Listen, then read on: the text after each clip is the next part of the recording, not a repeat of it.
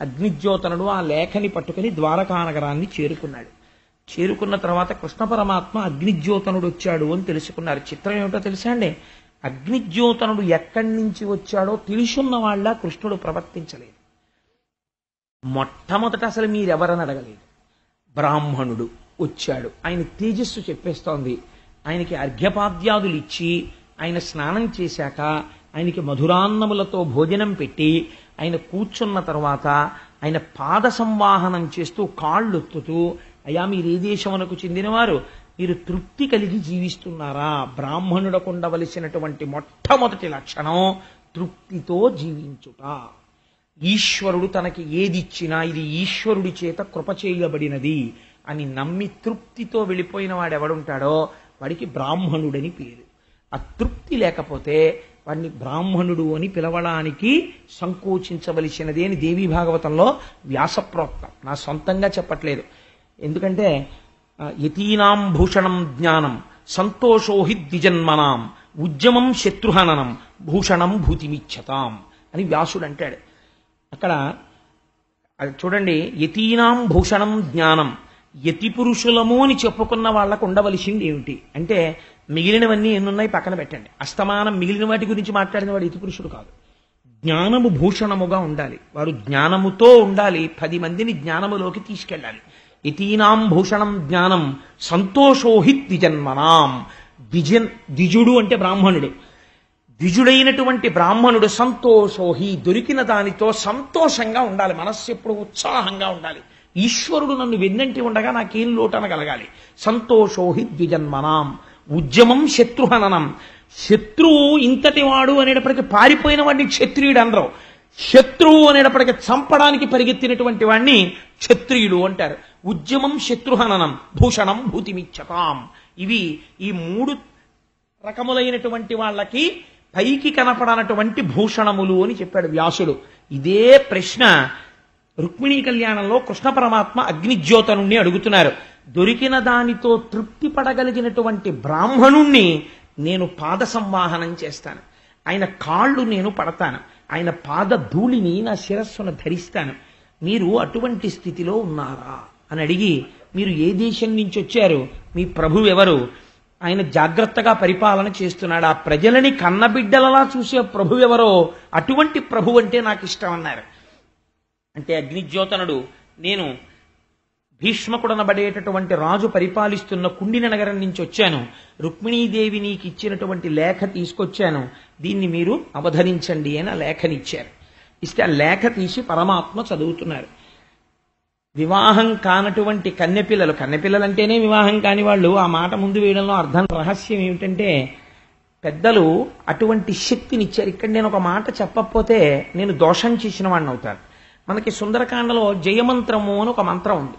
జయత్యతి బలో రామో లక్ష్మణశ్చ మహాబల రాజా జైతి సుగ్రీవో రాఘవేణ అభిపాలిత దాసోహం కోసలేంద్రస్య రామస్యాక్లిష్టకర్మణ హనుమాన్ శత్రు సైన్యానాం నిహంతా మారుతత్మజ న రావణ సహస్రం మే యుద్ధే ప్రతిఫలం భవేత్ శిలాభిస్తు ప్రహరతః పాదపైశ్చ సహస్రశః అర్దయిత్వా పురీం లంకాం అభివజ్య చ మైథిలీం సమృద్ధార్థో గమిష్యామి విశతాం సర్వరక్షసాం అని. ఈ శ్లోకాల్ని మీరు తెలుగు చేసిన వారు ఉన్నారు, ఆంధ్రీకరించిన మహాపురుషులు ఉన్నారు, పద్యాలుగా రాశారు. నేను జయత్యతి బలోరామో చదవనండి, దానికి తెలుగు అనువాదం చదువుకుంటాను అని మీరు అన్నారనుకోండి, అది జయమంత్రం కాదు. అది మీకు జయమంత్రం ఇచ్చిన శక్తి మీకు ఇవ్వలేదు. కాబట్టి మీకు ఆ శక్తి కావాలి అనుకుంటే మీరు ఏవి చదవాలి? వాల్మీకి మహర్షి చేత రచింపబడిన సంస్కృత శ్లోకములే చదవాలి. తెలుగు పద్యంగా చదువుతానంటే కుదరదు, మీకు ఆ శక్తి రాదు, మీకు ఆ వైభవాన్ని ప్రకాశించవు. అది ఇవ్వలేదు. ఈశ్వరుడు ఆంధ్రీకరించినప్పుడు అందులో ఉన్న శక్తిని ఇందులోకి ప్రవేశపెట్టలేదు, భావమును ప్రవేశపెట్టాడంతే. పోతన గారికి ఉన్న గొప్ప వరమేమిటో తెలుసా అండి? వ్యాస భగవానుడు సంస్కృతంలో రచించినటువంటి లేఖని పోతన గారు తెలుగులో రాసిన పద్యాల్ని మీరు శ్రీకృష్ణ పరమాత్మ దగ్గర విజ్ఞాపన చేస్తే అదే ఫలితమో పెళ్ళవుతుంది. ఈ గొప్పతనం మా పోతన గారు ఆంధ్రీకరించి భాగవతంలో రుక్మిణీ కళ్యాణ ఘట్టంతో సహా సంస్కృతానికి ఎంత గొప్పతనం ఉందో అంత గొప్పతనాన్ని తెలుగుకి తెచ్చిన మహాపురుషుడు పోతన గారు. ఇవాళ తెలుగు గడ్డ మీద పోతన గారికి ఉండవలసినంత స్థాయి ఇవాళ లేని. కాబట్టి పనికి మాలిన విగ్రహాలు ఎన్నో ఉంటాయి, కానీ అసలు పోతన గారి విగ్రహం ఎక్కడా ఉండదు. అదొక దురదృష్టమైనటువంటి విశేషం. కాబట్టి ఎంత గొప్పగా ఆంధ్రీకరించారో చూడండి. ఆ లేఖ తీసి చదువుతున్నప్పుడు కృష్ణ పరమాత్మ చూశారు. ధన్యున్ లోకమలోభిరాముకుల విద్యారూప తారుణ్య సౌజన్య శ్రీ బలదామ శౌర్య కరుణా సంశోభితున్ నిన్నే కన్యల్ కోరరు కోరదే మునురమా కాంతాలలామంబు రాజన్యానేకవ సింహ నావలననే జన్మించనే మోహముల్. ఎంత గొప్పగా అడిగిందో చూడండి. ఆ తల్లి అడిగేటప్పుడు ఏదో మొహమాటంగా ఇదేంటి అంటే లోపల ఉన్నటువంటి ధృతి, తాను తప్పు చెయ్యనప్పుడు, తాను చేస్తున్నది యథార్థం అనుకున్నప్పుడు అది ఆవిష్కరణలో బయటకు వస్తుంది. అప్పుడు ఎంత గొప్పగా రాసిందో చూడండి. ధన్యున్ లోకమనోభిరాము కుల విద్యారూప తారుణ్య సౌజన్య శ్రీ బలదాన శౌర్య కరుణా సంశోభితున్. ఏమయ్యా, ఏమిటి రుక్మిణీదేవి ఉత్తరం రాసింది నీకు ఇచ్చింది అనేటప్పటికీ ఆడపిల్ల నాకు ఉత్తరం రాయడమా అని మనస్సులో ఒక రకమైనటువంటి అభిప్రాయం ఏర్పాటు చేసుకుని ఈ ఉత్తరం చదువుతున్నావా? ఎందుకు రాయకూడదు? నువ్వు ధన్యున్ లోకమనోభిరాము, నువ్వు ధన్యుడవు, 10 మందిని ధన్యుణ్ణి చేస్తావు. లోకమనోభిరాము, లోకమంతటికీ ఆనందాన్ని చేకూరుస్తావు తప్ప ఒళ్ళు కొవ్వెక్కి కామించి నేను ప్రేమిస్తున్నానని లేదావిడ. లోకమనోభిరామ విద్య రూప తారుణ్య సౌజన్య శ్రీ బల దాన శౌర్య కరుణ సంశోభితం. ఈ మాటలు చెప్పడంలో ఈ నామం ఇవన్నీ విశేషణాలు తీసుకెడితే ఏమవుతుందో తెలుసా అండి? భగవన్ అంటే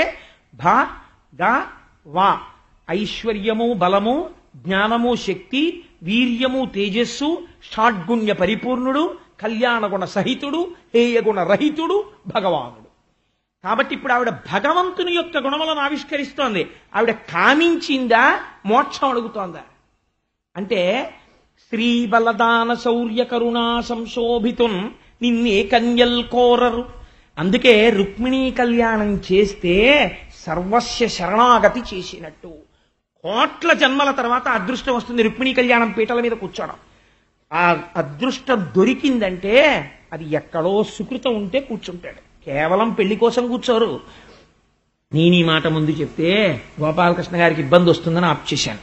కాబట్టి శ్రీ బలదాన శౌర్య కరుణా సంశోభితున్ నిన్నే కన్యల్ కోరరు కోరదేములు రమా కాంతాలలామంబు రాజన్యానేకవ సింహ నావలననే జన్మించనే మోహముల్.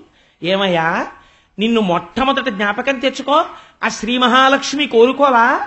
ఆనాడు క్షీరసాగరంలోంచి ఇలా బయటికి రాగానే ఒక్కసారి చూసి కటికవాడొకడు అని చెప్పి మిగిలిన వాళ్ళెవ్వరూ నాకు అక్కర్లేదు, ఇదిగో శంఖ చక్రములను ధరించినవాడు చతుర్భుజుండు పీతాంబరుండు లోకములన్నింటినీ రక్షించేవాడు విడంబరం చేయనివాడు ఇటువంటి మహాత్ముణ్ణి నేను భర్తగా చేసుకుంటానని మా అందరికీ ఆదర్శం ఎవరు? లక్ష్మీదేవి నిన్ను కోరి కోరి ఆ రోజు పెళ్లి చేసుకోలా? కొరదేమును రమాకాంతాలలామంబు రాజన్యానేకవ సింహ నవలననే జన్మించనే మోహముల్. నేనే మొట్టమొదట ఇలా మోహంతో రాశాను ఉత్తరం అనుకుంటున్నావా? ఆనాడు లక్ష్మీదేవి నిన్ను వరించవా? అంటే ఇప్పుడు రుక్మిణీదేవి ఏ స్థాయిలో మాట్లాడుతోంది? లక్ష్మీదేవిగా మాట్లాడుతోంది. ఆవిడ నిత్యానపాయనిగా మాట్లాడుతోంది. అవతార ప్రయోజనాన్ని జ్ఞాపకం చేస్తోంది. అయ్యా, నేను నీ పక్కన స్థానాన్ని కోరుకుంటున్నాను, నేను నీ వలన మోక్షమును కోరుకుంటున్నాను తప్ప నేను కోరుకుంటున్నది కేవలము కామోపభోగమై ఒక పురుషుణ్ణి ప్రేమించడాన్ని నేను కోరుకోవట్లేదు.